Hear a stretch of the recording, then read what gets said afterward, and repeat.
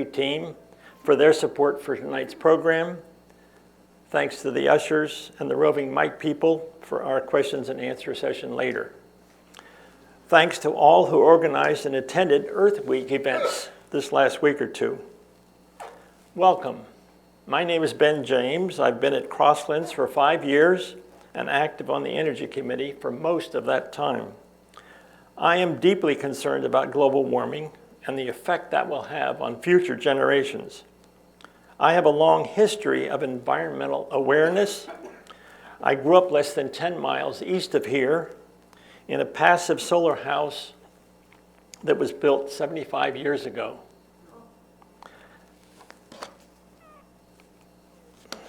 And finished raising my family in a passive solar house of my own design that was built 40 years ago.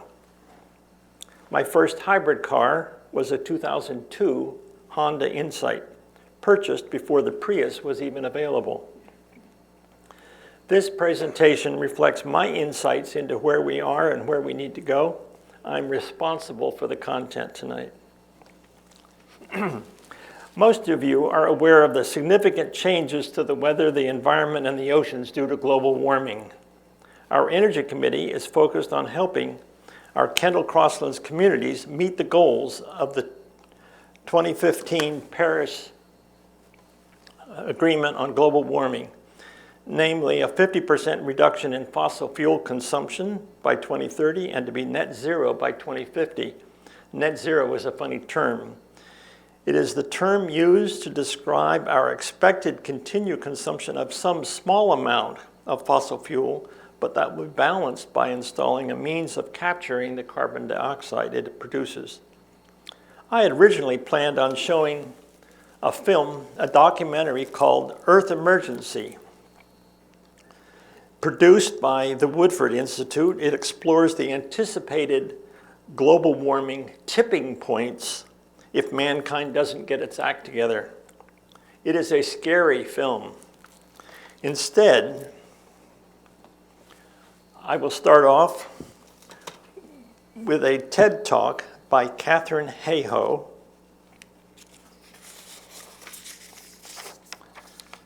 She makes the point that sharing doom and gloom does not inspire the action needed to turn our climate changing habits around.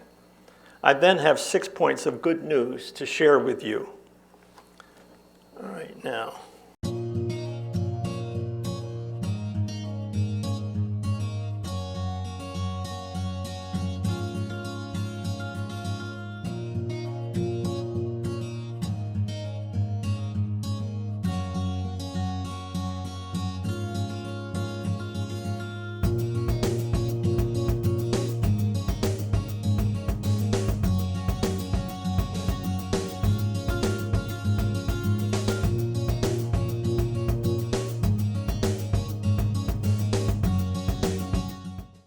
Thank you, Paul.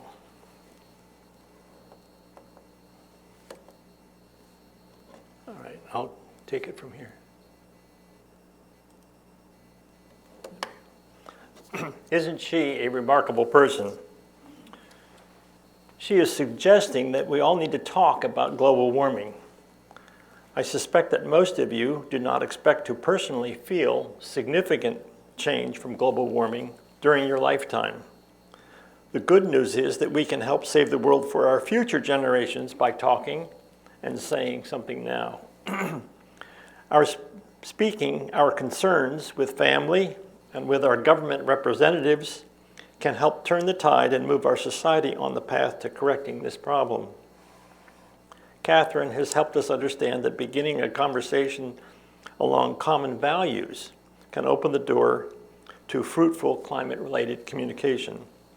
I encourage you to raise the topic of global warming at least once a week. Her TED Talk evolved into a book she wrote, published in 2021, Saving Us, and is available in the library. One of the things she included was a chapter on hope. She suggests it cannot be blind faith, but rather a search for people and actions that will make a difference. I hope the rest of this discussion with you will include facts and actions that can give you hope.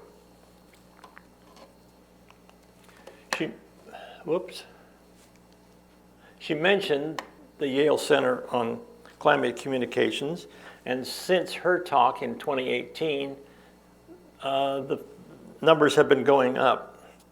So it's now, recent survey says that 72% of the Americans believe that global warming is happening, 72 believe it should regulate carbon dioxide emissions, and 66% believe that fossil fuel companies should pay a carbon tax.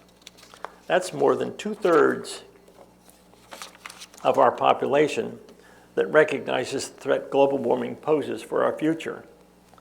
I see that as a good sign.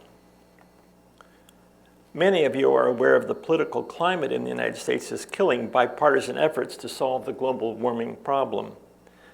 This is a frustration for many of us. Government regulation will ultimately be needed, but there are other powers rising. A recent Time magazine article reports that the business sector is beginning to wake up to the fact that their interests will be better served if they begin to take action now. Major corporations have committed to following the Paris Agreement goals in their planning. Among the early signatories of an organization called We Mean Business, there are now 1,200 companies, include Amazon, Verizon, Mercedes-Benz, and IBM, Best Buy. The investment sector is beginning to shift its focus as well. There are opportunities to divest from fossil fuel stocks and invest in green technology. Companies are realizing the wisdom of investing in green energy production. I see this as a good sign. Our challenge with meeting the goals of the Paris Agreement are that we need to stop using fossil fuels, increase our renewable energy production, and make our energy demands as efficient as possible. So we have to increase fossil-free energy. We have to find ways to decrease our energy needs across transportation, industry, homes, and businesses. And ultimately, we will need to develop some sort of energy storage that will help us cover the times when the sun doesn't shine and the wind doesn't blow.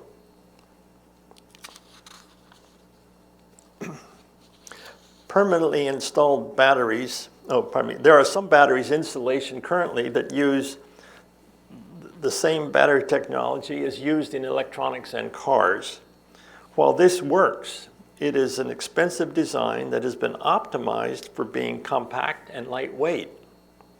Permanently installed batteries do not need to be lightweight or necessarily compact. Other battery chemistries are being evaluated that don't need critical elements and are safer for the environment. We are likely to see a variety of approaches installed and available to capture the daylight solar power and provide the electricity at night. I'm going to get a little technical now. Being a physicist, that happens. I will share with you a national energy flow chart prepared annually by the Lawrence Livermore National Lab. Some of you may have seen a map similar to this in an earlier presentation. The colored blocks on the left, get the right button here, over here, are our sources of energy. Solar, nuclear, hydro, wind, and fossil fuel, natural gas, coal, biomass, and petroleum. On this side are green boxes that represent our society in the transportation sector, the industrial sector, the commercial sector, and residential sector. What struck me when I first saw these was this figure over here, and that says that's how much energy we effectively used. And this energy is drawn from our sources but never used, it is rejected as heat primarily. So 1/3 of our energy is used and 2/3 is blown away. So why is that?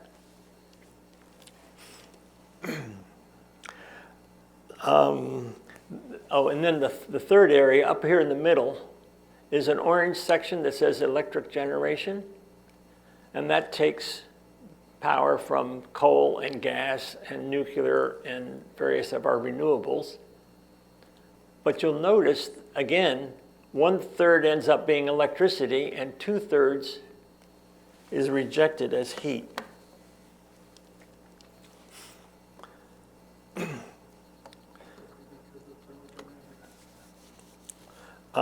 I'll leave this slide up for a minute, but perhaps a different approach would help.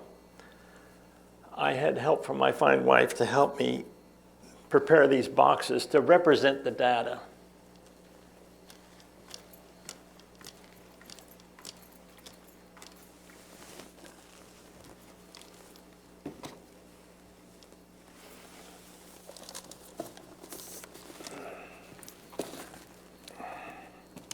So this is a bar chart or a box chart.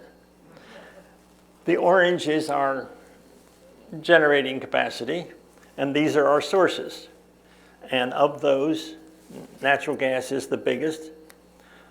Coal and nuclear are about the same, and our renewables are about the same. What is striking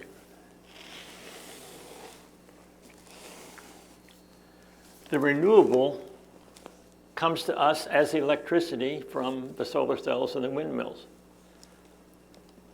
But all of the rest of that energy only produces that much more because they all rely on converting a combustion to steam to driving a piece of machinery.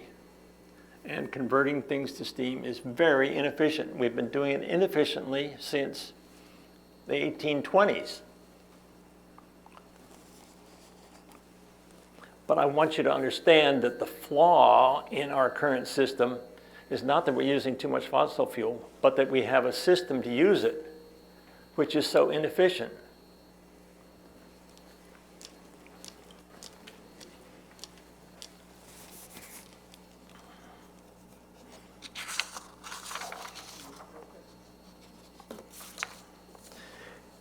In replacing our present demand, we only need to install enough for our electrical consumption and not the total amount of the thermal energy that we derive from fossil fuels.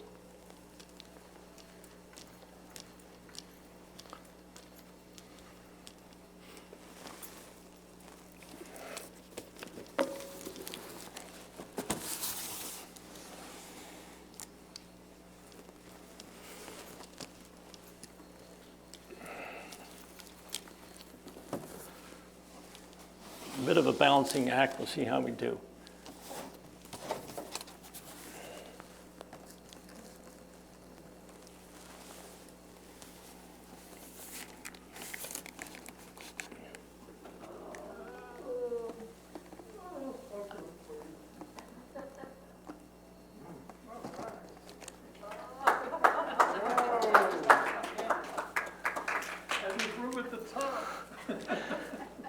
This is our transportation.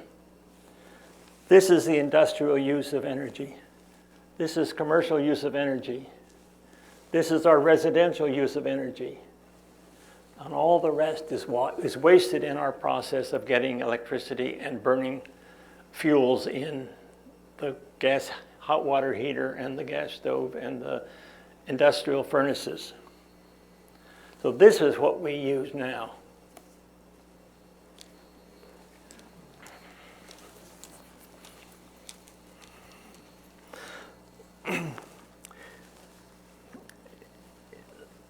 The lower area of this chart, and there's the pointer again, down here, right in here, is our transportation. And you notice it says, I'll read it, 24.3 units of the 92.9 that we use in the nation. And this little number here, see how skinny that little black line is, that's how much actually pushes our cars and trucks down the road. Internal combustion engines waste an awful lot of energy. It goes out the exhaust pipe, it's thrown away as heat by the radiator. So 80% of our transportation, fossil fuel, is wasted.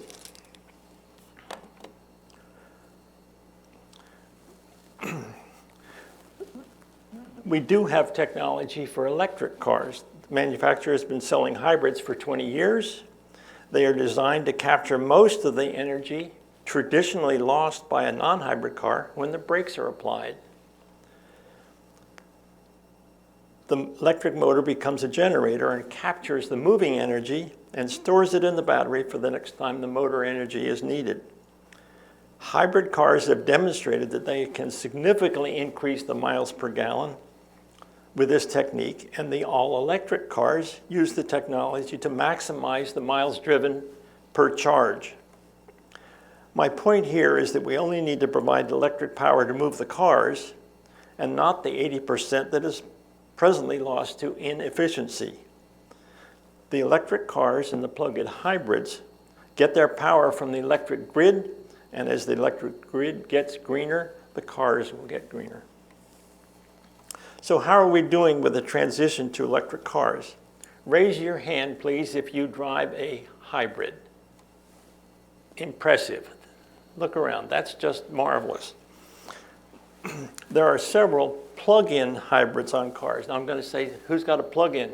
Thank you, David and Margaret. Joan and I are pleased with our plug-in Prius Prime. It gets 25 or 30 miles running on electric battery only. But since it's a hybrid, it also gets 400 miles for long trips. We do local errands mostly and have occasionally done a long trip. We plug in it at night in our standard outlet in the carport. And 1 year after we got it, 9,000 miles later, we only had 8 fill-ups.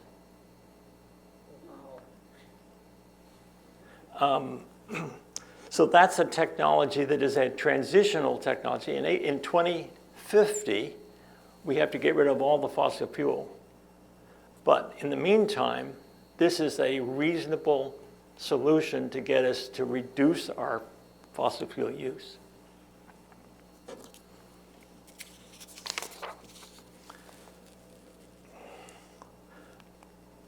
As a reminder, for a pound of gas equivalent energy, with a gas or diesel, you can get about 4 miles, and on electric, you get about 10.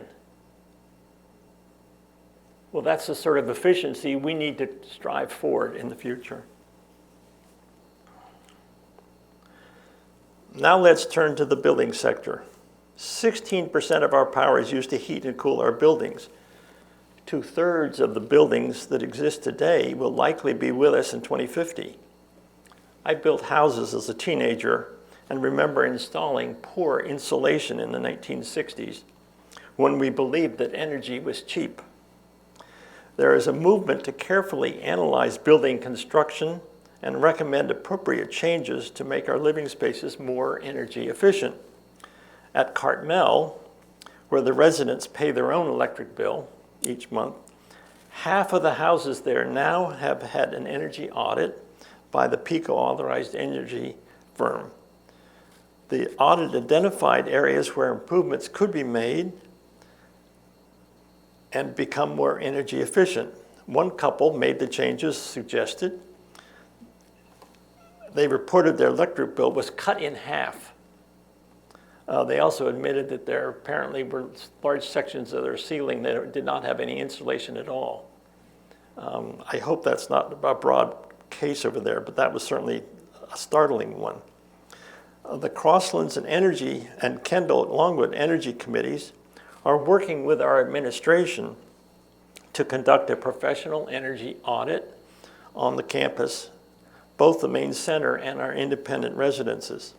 We believe we can cut our residential energy needs significantly. Our new Woolman and Mott construction is are being built to much better 2050 standards. Most of us here at Crosslands heat our apartments with the original baseboard resistance heating. Heat pumps, gadgets that heat and cool, move energy between the inside and the outside and require only 30 to 40% of the energy that resistance heating requires. So I'd like you to see that you put so much energy in the baseboard, you get that as heat. Whereas if you put much less in, you get the same amount out if we're using a heat pump.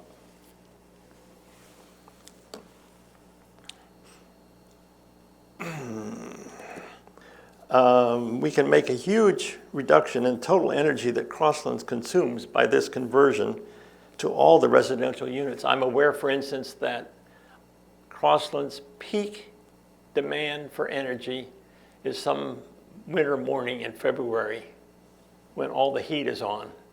It's not midsummer when we know there's a peak in the regional grid. These are among the well-defined approaches to reduce our carbon footprint before we pursue fossil-free electricity. I suspect that most houses in the United States are much worse shape than Crosslands residences, and therefore there is a significant improvement in energy efficiency possible across the nation. We do not have to provide green energy equal to our present consumption level. This is good news. Let's review our problem.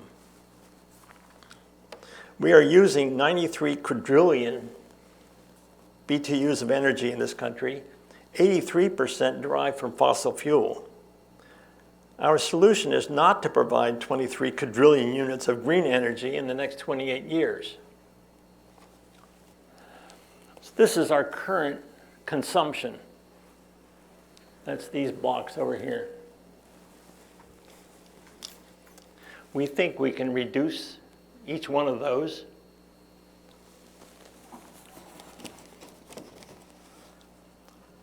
so we have already, and we have this amount of renewable and nuclear. We don't have to get energy enough to reach the ceiling. We only need this high. That's possible.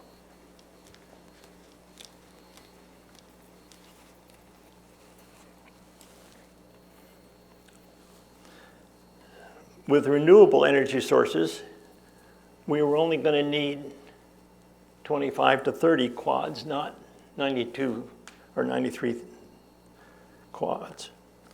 We can drive more efficient cars. We can improve our residential and business building energy efficiency. We can create energy directly from wind and sun, eliminating the massive wasted process of combusting fossil fuel.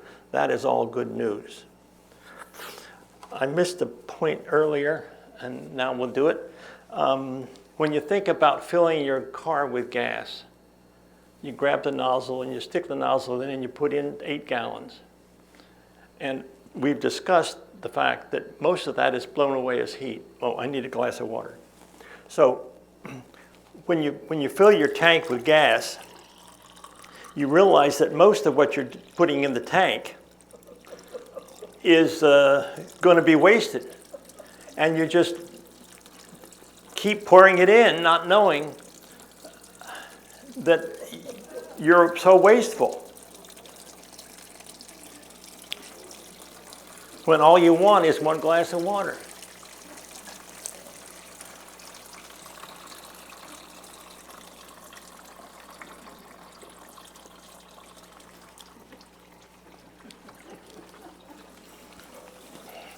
I'm controlling that in the bucket, it's okay.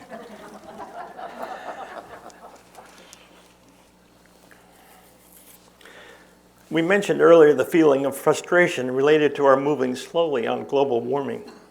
Since January of 2020, our climate resilience working group has been coordinating efforts among 6 committees on our campus to reduce our carbon footprint and prepare for a warmer world. These committees are the Horticulture, Arboretum, Nature Conservancy, food, transportation, and energy. Crosslands and Kendal at Longwood are in the middle of an LED bulb upgrade for residential lamps. And we are clearly getting rid of the incandescents with their heavy draw on electricity and moving finally to LEDs. Significant drop in energy. Kendal and Crosslands have already made a major shift on building facility lighting, but it's now our turn to do it in our residential units. We will let you know what the annual reduction in energy level will be when our project is complete. Last summer, the Energy Committee coordinated a very successful peak energy demand reduction program with Kendal at Longwood. We reduced our annual demand charge, this is part of our monthly electric bill, by $24,000. Essentially, we asked people to turn up the thermostat and down the need for air conditioning, during the 4 o'clock to 6 o'clock time period. Instead of this lovely blue line going across here, that whole group area is our reduced demand for 13 days last summer. And it meant that the electric company says, we don't have to supply this company with this much energy, only this much, and they gave us a $24,000 discount over the previous year. Thank you if you were one of the more than 100 residents here at Crosslands who took part in that. We will work together again this summer and already have our administration involved in selecting facilities activities that can contribute to our next demand reduction. This is good news. Some of us realize that changes to personal habits, cars, residences are helpful, but not anywhere as important as changes at the national level on energy policy and regulation. We are part of a multi-Kendal communities organization called Senior Stewards Acting for the Environment, or SSAFE for short. SSAFE is working at both the campus level and the national level to effect change. We would like all residents from any of our Kendal system communities to become members. Political research has demonstrated that signatures in front of our legislators when legislation is pending makes a significant difference in the outcome. SSAFE has streamlined this advocacy effort so that an email alert from SSAFE can be responded to in under a minute, and the system automatically sends your signature to your representative and your senator. We can easily join our forces with a strong voice for positive change. This is good news. In conclusion, technology is ready for this transition from the 18th century technology of steam, incandescent lighting, and internal combustion engines. All three technologies have significant inefficiencies. We see a rising preference among the general population for a fossil-free future. We also see positive action in our business community. We are aware that some people and corporations are slow to join the effort, but the Earth needs our choices and voices to push this change as quickly as possible. Our inefficient electrical generation system does not have to be replaced watt for watt, only a third. The electric cars we will be driving will only add 20% of our present fossil fuel energy consumption. Our residential and commercial buildings will be all electric and consume noticeably less energy than we use today. This momental transition from fossil fuel-based energy to fossil-free is possible. That is good news. We are all part of this process, and both talking about it and volunteering for action contribute to a world we want our future generations to be able to enjoy. Thank you to Catherine Hayhoe and her inspiring message on how we can talk about climate change. Thank you to the residents' committees that are fostering local action. And thank you to SSAFE for its coordinated effort across the Kendal system to share best practices, to educate us, and to provide an efficient avenue to advocacy for all of us. And thank you for attending this talk and being part of our community's solution to a global problem. I'm happy to answer questions. Please raise your hand and a microphone will come to you.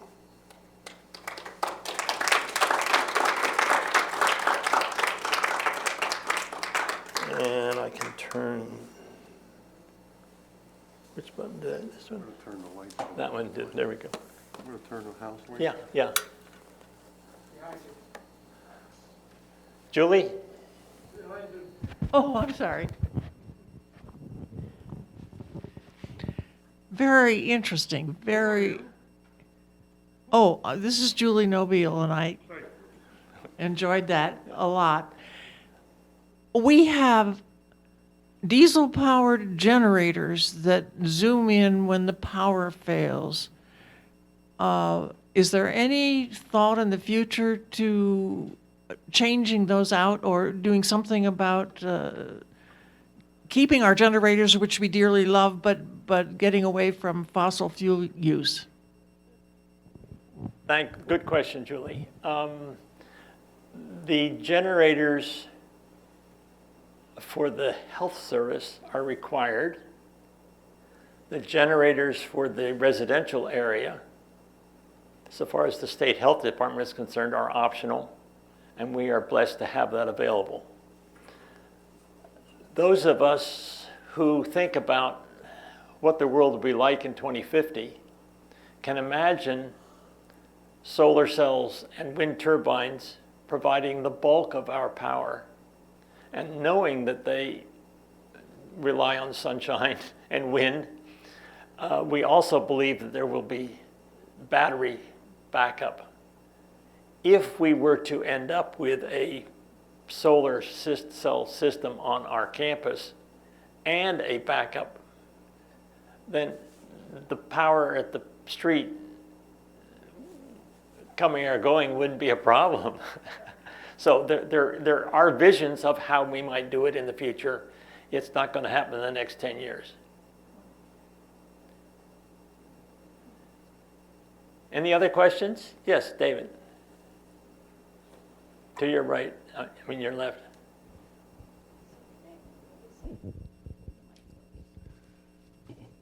David Rhodes.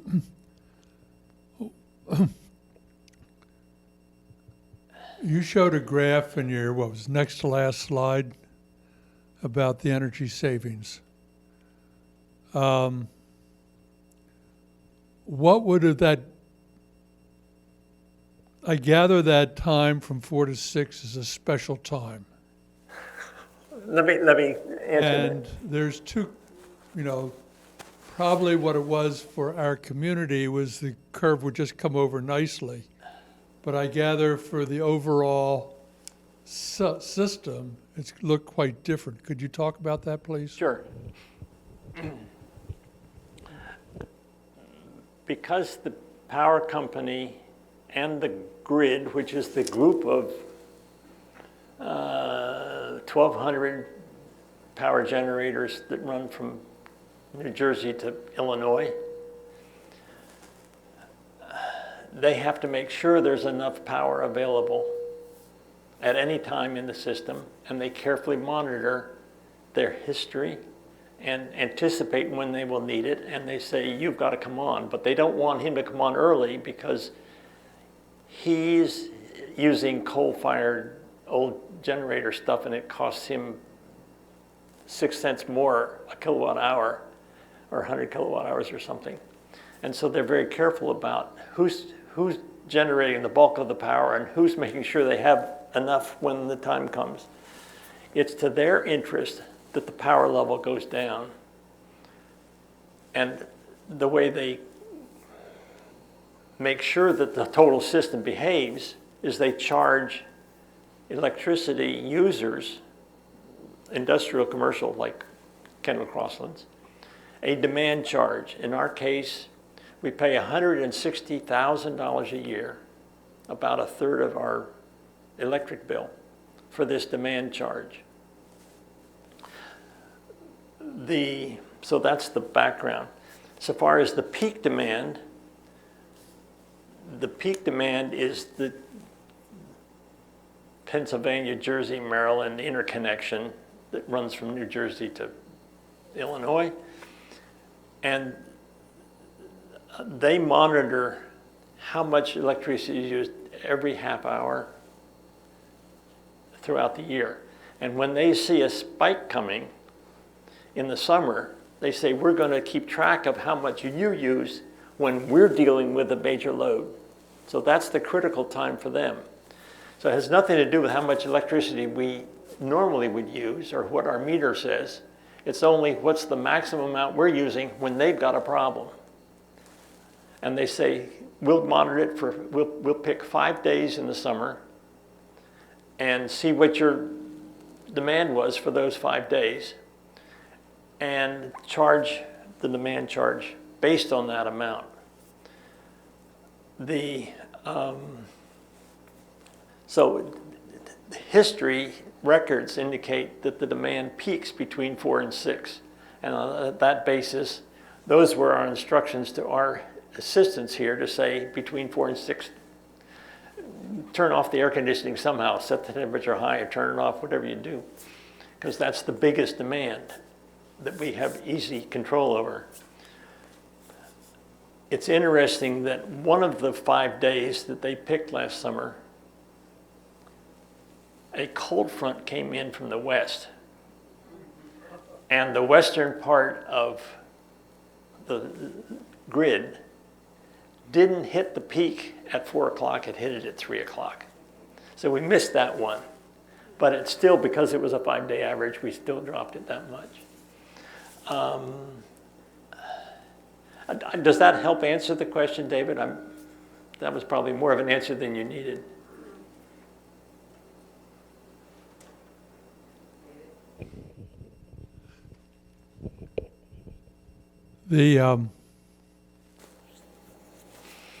There were lots of details in there that was very useful to understand, like only doing measuring it for only 5 critical days during the summer, and we in fact did it for 13. So we were guessing when it would hit, not knowing whether that one was going to be one of the 5 they pick.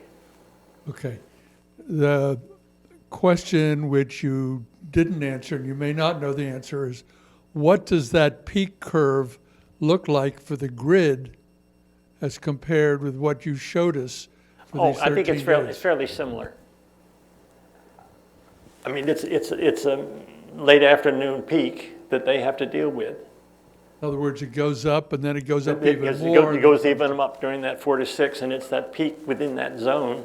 I mean, it's the peak in the day, and they happen to hit typically 4 to 6. Okay. Mary in the back.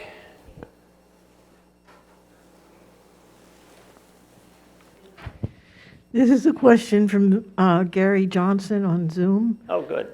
I understand that a huge amount of energy loss in the current system comes from having large centralized power plants that transmit the energy they produce in high voltage power lines that lose a huge amount of their energy to resistance and heat. Is this true? The answer is yes, they lose some of their energy in transmission. The technical answer is they use as high a voltage as possible to minimize the size wire they need to not lose too much by resistance losses. I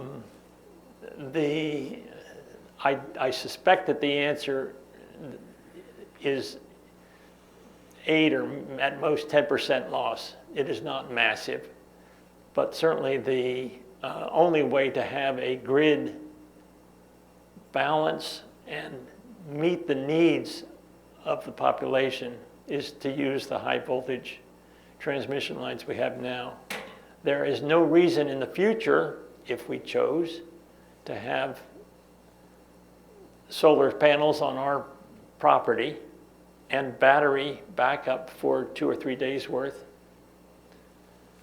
that we wouldn't need those grid connections at all. And that might be an ultimate savings. I sometimes wonder why we have alternating current at all. The solar cells and the batteries are all direct current. So we'll see how that develops. Isabel?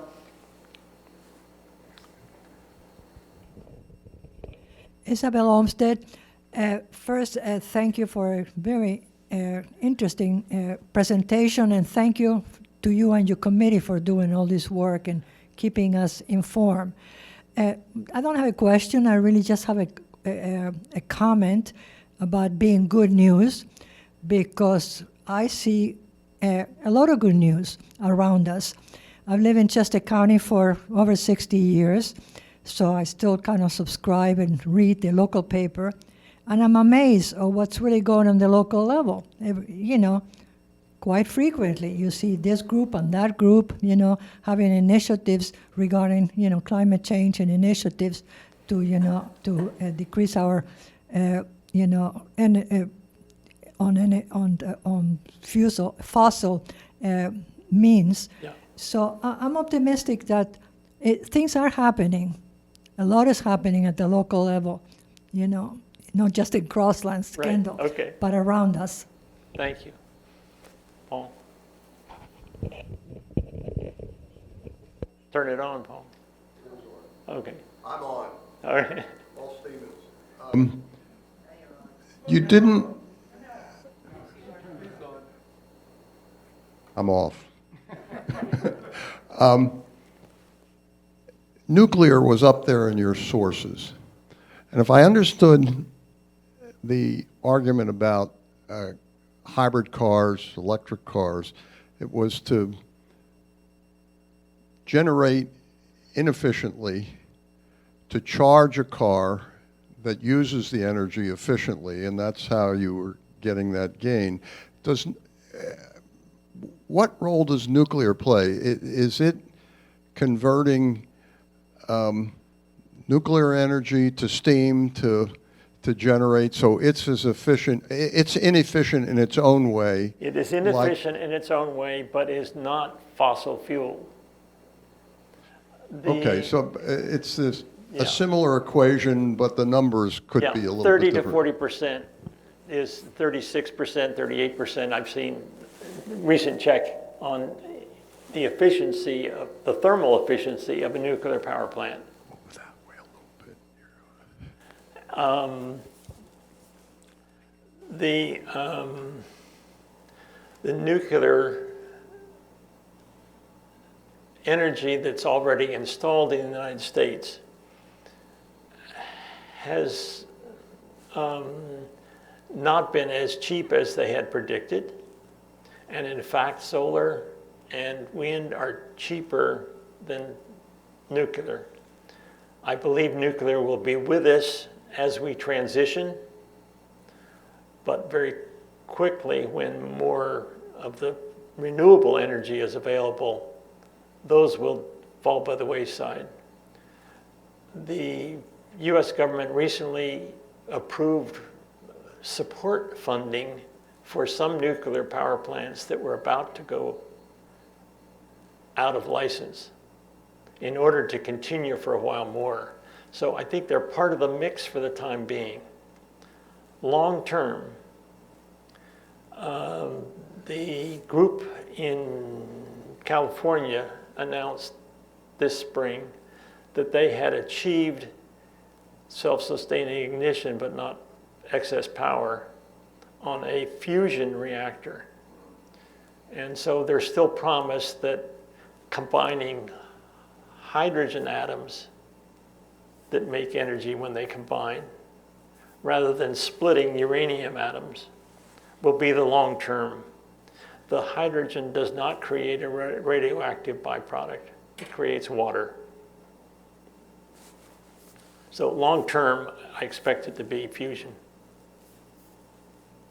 Hi, Mary. We have another comment from Zoom, from Brigitte. It seems she's watching the construction in our community and is asking, are these buildings insulated to reduce sound between units and also to reduce heat loss in walls? I haven't seen insulation among the building materials going into the buildings. I can speak to half of that. I have no idea about the soundproofing, but I trust the architects will pay attention to that in their design specifications, and the builders will follow those. More importantly, on the insulation in the walls, the standards for both the Woolman building and the Mott cottages are designed to be 2050 net zero ready construction, which means they are much better insulated than anything on campus now. In addition, the architectural firm who has been using a sustainability consulting firm in Lancaster, Scott Pusey is the person from that firm we've heard from in the past. He is actually on site doing blower tests, assessing whether the buildings as built are in fact sealed properly. So they have a checklist that says, is the builder doing it as designed? So that's a good sign. Thanks, Brigida. Question from Gary Johnson. Any thoughts about geothermal energy? I would dearly love to see geothermal. I installed geothermal in that passive solar house that I designed in 1981. So I'm a solid proponent of ground source based heat pumps. In the middle of winter, when it is 30 degrees out, the heat pumps are on the marginal error of being efficient. At 10 degrees out, they often put on resistance heating. Our system in the house that Joan and I lived in was ground sourced so that it always had 55-degree water to get its heat from, and it was sized for the size house we had, and we had no resistance heating installed at all. So that is a plus for the severe winter. In the future, when we are warmer than we are now, air conditioning in the summer is a piece in the cake for groundwater-based heat pumps because you're trying to get rid of water to 55 degrees, not 110-degree air. So ground-sourced heat pumps, I think, have a solid future. The concern and problem is the difficulty in getting the transfer piping into the ground. We shifted our house from an open source system that had 2 wells and we pumped out of one and into the other to a ground loop system. So we had somebody come in and drill 2 wells and stuff the pipe down the well and grouted them, and it was $10,000 for those 2 holes in the ground. That's expensive up front. And if it's a 15 or 20 year payback, people aren't doing that. I hope that answers his question.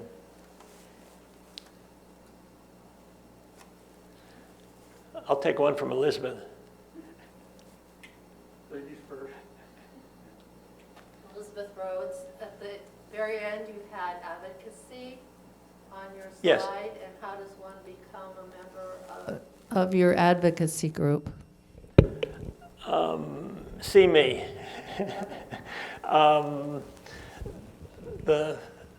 I did not include in the presentation, but SSAFE.org is the access to their website, and there is a member joining spot on the web page. So if somebody wants to explore that by themselves on their own computer, they may. And Julie is nodding her head, and she just succeeded in doing that. Paul.